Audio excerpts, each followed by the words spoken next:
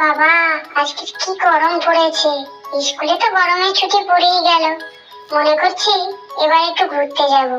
বাবা বলছিল পাহাড়ের দিকে ঘুরতে নিয়ে যাবে। পাহাড়ে ঘুরতে যাবি? তোরা কোথাও ঘুরতে যাবি না? হ্যাঁ, আমরা হিমালয়ে ঘুরতে যাব। মা, জানো তো রিনারা ঘুরতে যাবে পাহাড়ে।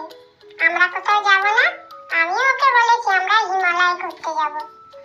বাবা, একেবারে হিমালয় বলে চলে এসেছিস? বলো না মা, আমরা কবে ঘুরতে যাব? হ্যাঁ যাবো, এখন ভাইকে নিয়ে খেলা কর। কি মজা ঘুরতে যাব।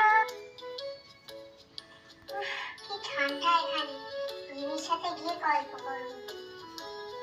কি সুন্দর পাহাড়। আমাদের বাড়িটা যদি এখানে হতো, রিমি আর আমি এখানে রোজ খেলতে আসতে পারতাম। এই হনুমান, দাঁড়া, আমার চিপসের প্যাকেটটা নিয়ে চলে গেলি। আমি কি খাবো? আমার চিপসের প্যাকেটটা দিয়ে যা। তুমি কেঁদো না মা, আমি আবার তোমাকে কিনে দেব। কিন্তু মা, আমি এখন কি খাবো? তোমায় সবসময় বলেছি মা, যে শেয়ার করে খাওয়া শেখো। তুমি যদি প্রথমেই ওকে একটা দিয়ে দিতে, তাহলে কি তোমার প্যাকেটটা নিয়ে যেত? আমার কার্টুনটা যদি আপনাদের ভালো লাগে তাহলে @cartoonalltimeon চ্যানেলটা একটু সাবস্ক্রাইব করবেন। মিতা, বাইরে আয়। মা, কবে বাড়ি এসেছিস?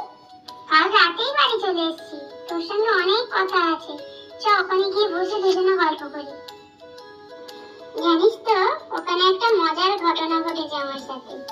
আমি চিপস খাচ্ছিলাম, আর একটা হনুমান এসে আমার চিপসের প্যাকেটটা নিয়ে গাছের মাথায় উঠে চলে গেছে।